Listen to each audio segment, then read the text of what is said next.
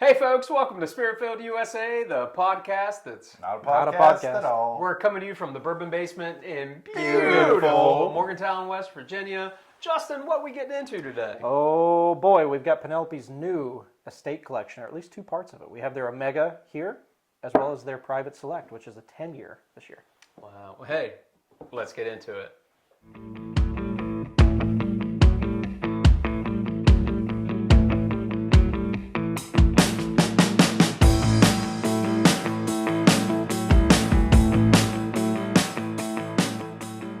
Welcome, everybody. Welcome back to the beautiful Bourbon Basement, where we are excited for our next episode here, which is going to feature the Penelope Estate Collection. These are the 2025 editions.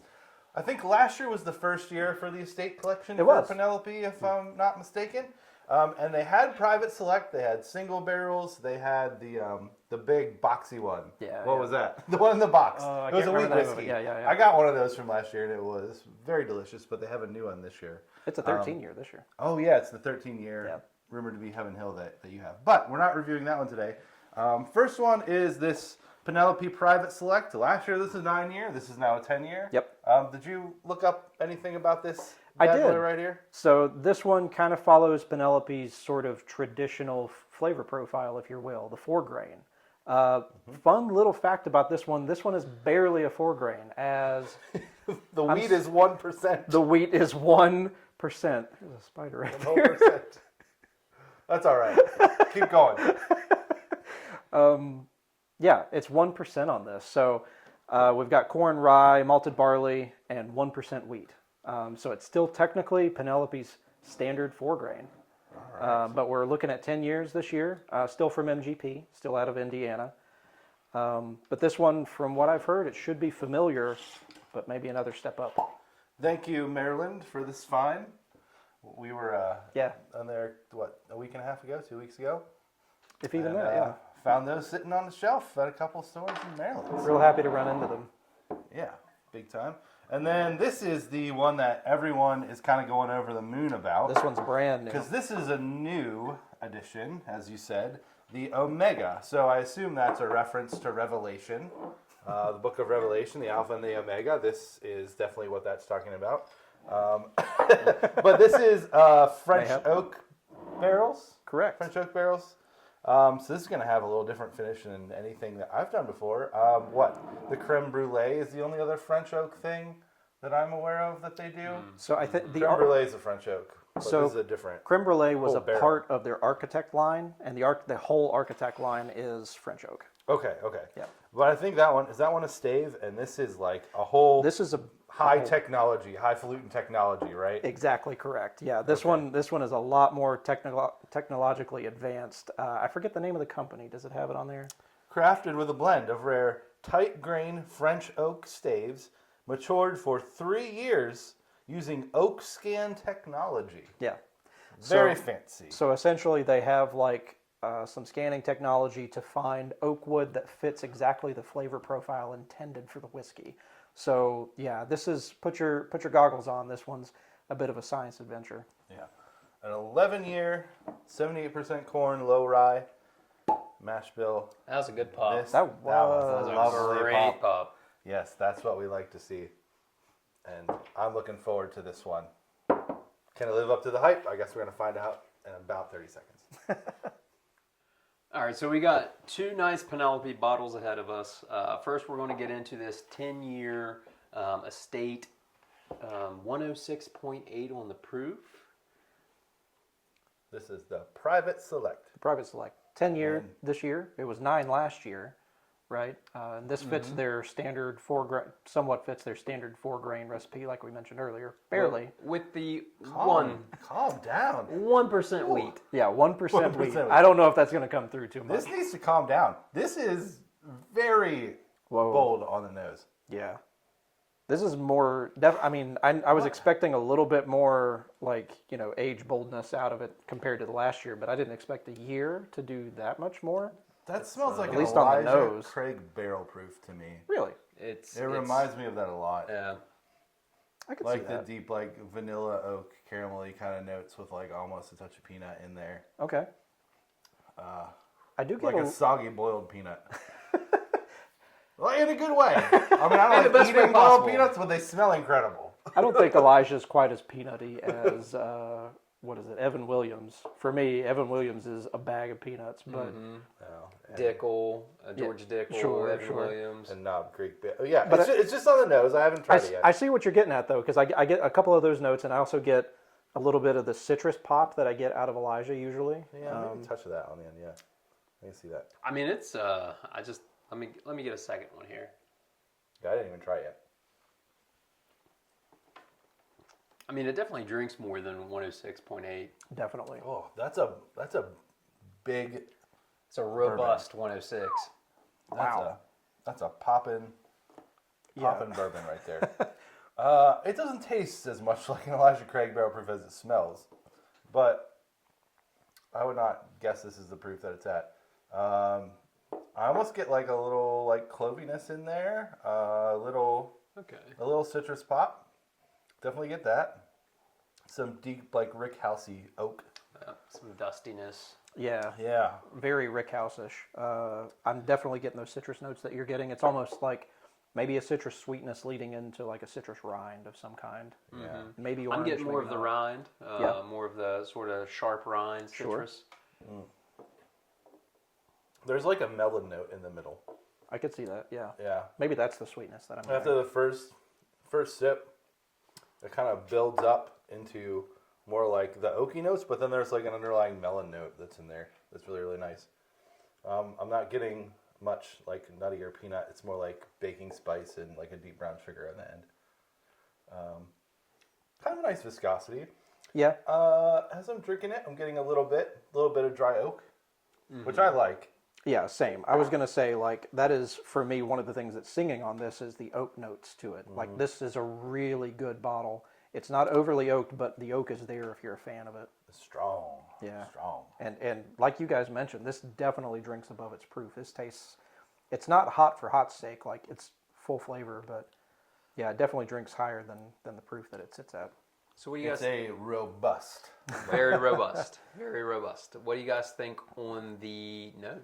Okay, moving on to scoring. All right. Let's score this, Let's score it. baby. I think I'm gonna go with a 3 on the nose. I like it. It's very solid, slightly above average.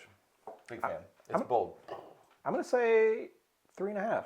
I agree with you, but maybe just a little bit more. Yeah. I'm with Justin. 3.5. Definitely on the nose. There's that sort of vanilla, almost like an almond icing, like an amaretto icing that's of some sort fun. for me on that. So 3.5 on the nose. On the palate, I am going with a 3.5 for the palate. It's nicely complex. There's a good variety and mix of flavors. It's very bold. There ain't nothing subtle about it. Definitely.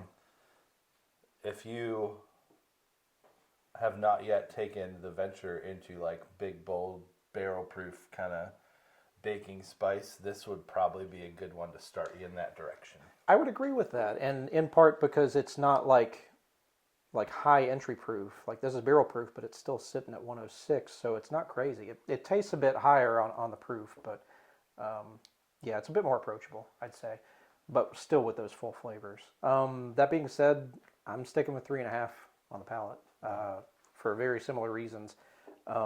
It's complex, it's big, it's bold, it's robust. I love those flavors out of a bourbon. Yeah. it's definitely punches above its proof class. I would, if the proof wasn't on the bottle, I'd say it's between like 110 and 120. Yeah. Just with the lingering on burn on the sort of the finish, but it's not a bad burn. But on the palate, I'd say 3.5, solid 3.5, maybe even inching into 4. Okay.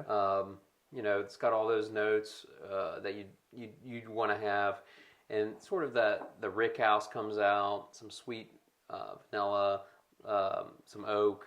On the finish, what do you guys think? I love oak notes, like bold oak notes. So 3.5 for me on the finish. Wow, It's gonna 3.5 be a all the strong way along. finish. Yep. I feel like I want to go 3 on the finish. If this has a weak point, that's maybe the only one. Yeah, I'm going to shoot for 3 on the finish.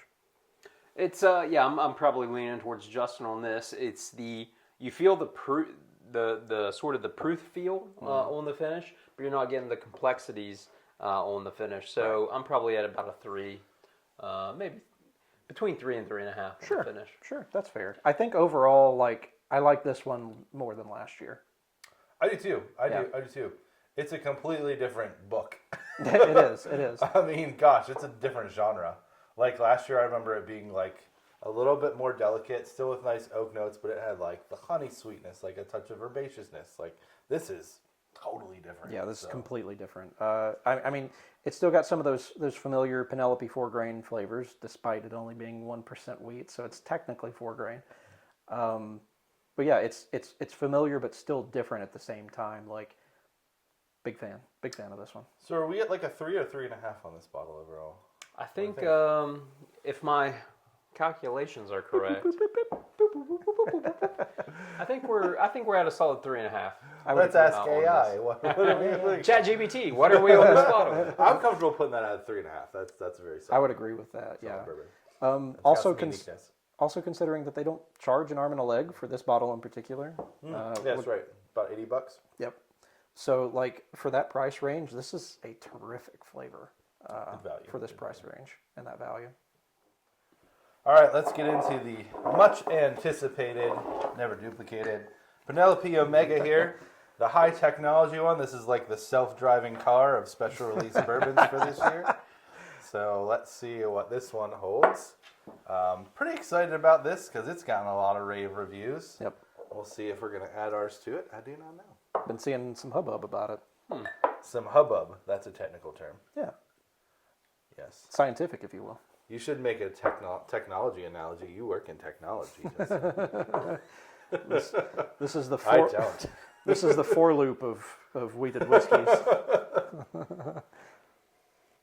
Ooh, that's a nice nose. Different profile altogether from at least that's so different. So not that they're supposed to be similar, but it's almost cologne or perfume-ish on the nose. It's so floral and yeah, it's got like a rose note. Like a rose petal. I didn't really know what to expect, but I didn't expect that. Okay. I was expecting some deeper, sort of your more forward bourbon. Sure, like, it's 11 year, right? Right, but it's not that. I don't know if that's the French aging coming through or potentially. I mean, it's still pretty robust. Like it's not. It has delicate notes, but it's not a delicate nose, if that makes sense. Mm-hmm. Like, it's like a buttery oakiness in there. With flowers. With the rose, yeah. Yeah, what the heck? That's throwing me I'm off. going in. Do it. All right. get in there.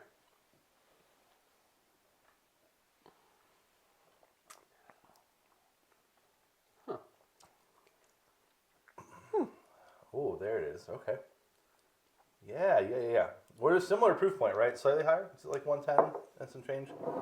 Oh, it's building a little bit. There we go. This is 109.8, so just shy of 10. Mm-mm. I'm not. I mean, the state was hitting me a little harder than the Omega. On proof or? On proof, yeah. Yeah. Yeah, I agree with that. This builds. Mm-hmm. Oh. I'm confused. Someone else talk for a minute. Sure. So I think having these side by side, like one thing that's similar about them is that this one seems to be a bit, it tastes higher in proof than what it is. It's 109.8. I'd say it tastes at least 115, maybe a little bit higher. I don't think it's quite as harsh, not harsh, but hot as the Estate. Neither of them are too hot, just surprising. I will say that I like the mouthfeel and the viscosity of the Estate a lot better than the Omega. The Omega has a good flavor here, but I feel like the mouthfeel and the viscosity on this one is a bit thinner. It is. I mean, it's thinner on the glass. Yeah. The snozberries taste like snozberries. I've figured out what the flavor is that I'm getting out of this. That was confusing me. It is red raspberries. Red raspberries. I'm getting red raspberries on this. Yeah. Brown sugar, vanilla, like touch of vanilla, and red raspberries, and a little bit of floral note in there too that I can't quite pin, and a touch of nutmeg. I'm getting the then- vanilla. Yep. And then a gentle baking spice and oak props up in the back. But there's like, you know how like a red raspberry is sweet, but also like a little bit like bitter astringent in the middle? a little tart. That's what I'm getting. Okay. Little tart. Touch of that like tart sour note in the middle. So I think my experience is very similar to yours, but let me throw a hook in here. Cowtails. Cowtails The candy? The candy, yeah, Like cowtails. cowtails? with the cream filling. Exactly. Okay, if there's a fruity cowtail, I would agree with you. It's I can cowtails, see where you're coming from. raspberry, and then it develops into those baking spices and burn towards okay. the back. I'm getting everything but the raspberry. Okay. I guess my palate's probably not as enhanced as y'all's. No, it's all subjective. But I'm getting the sort of the vanilla, little oakiness on it. Cowtail, I love that. I love that descriptor. I mean, it's a solid pour. This is silky though. The more I'm drinking it, the more I like the mouthfeel on it. It's thin, but it's silky. I don't know how to put that into words super well, but I think that's a terrific description of it. Yeah. Like I feel like saying it's thin is just easy to do having these side by side, just because they're a good bit different. But no, silky. I think that's pretty it's accurate. like a silk screen of the baby Are Jesus. we doing the Omega a disservice by comparing it to the? I wouldn't say so because they're both in the same series. Okay. They're both in the estate collection this year, so This is what Penelope wanted. they are siblings, as it were, for Penelope. Yeah, All right. this is just the new kid on the block. Yeah, but they're very different. And drinking them in succession is probably gonna color our score here. So, where are we gonna go with this? What do you want to do with the nose?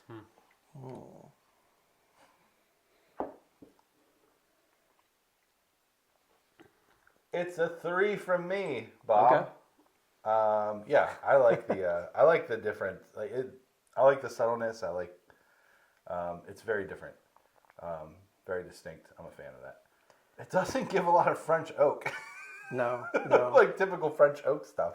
No, I feel like that extra age maybe bumped this up above what you're kind of used to with a lot of French oak whiskeys, at least in America here.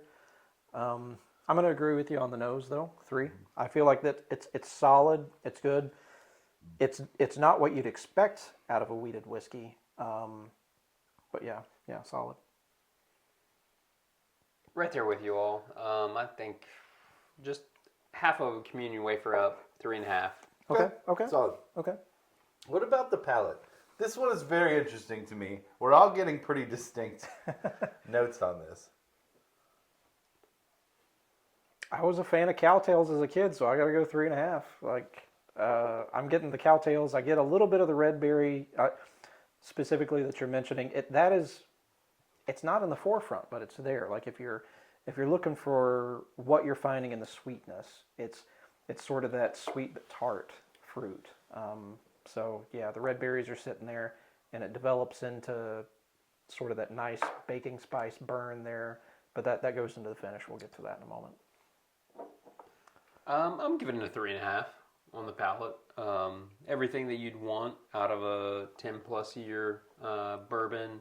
But Zach, great point that there's some other French oaked finished product that I've had it's not comparable, so it doesn't stand out as much, but still 3.5.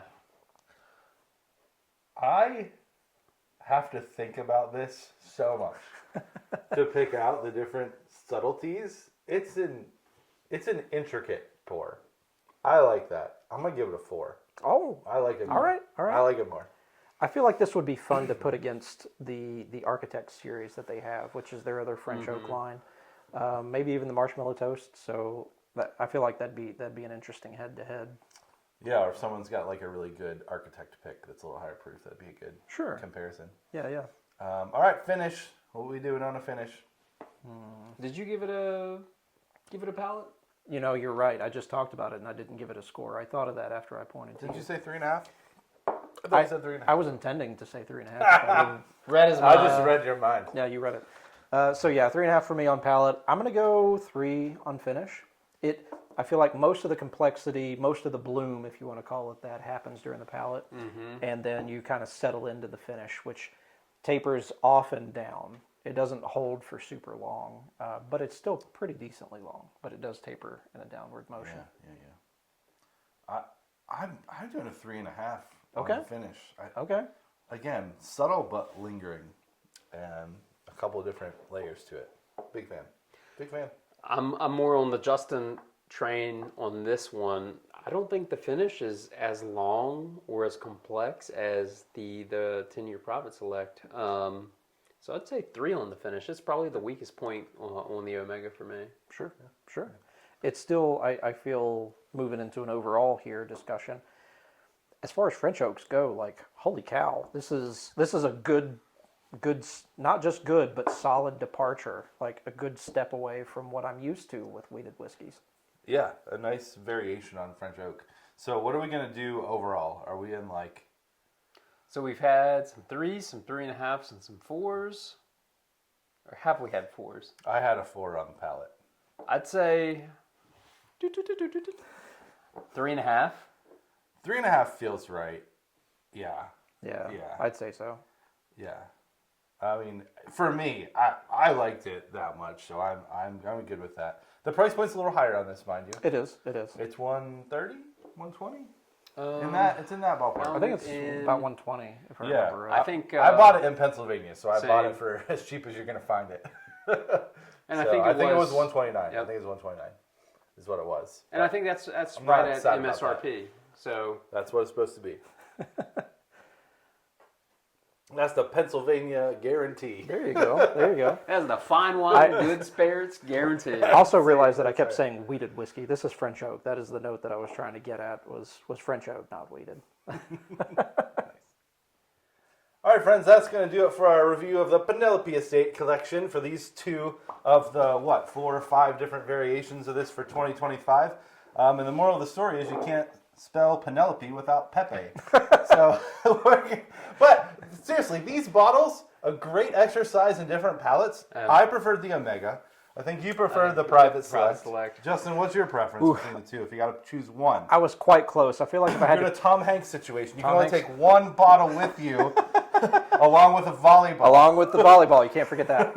I'm going Private Select, but just barely. Okay. I like that one overall a little bit more, but this Omega is such an interesting French oak. I haven't had one quite like it before. There you have it, folks. 2 really great scores. Well done, Penelope. Another great estate collection. Keep it up. Well, hey, until we gather again. We'll be with you in spirit. Cheers. Cheers.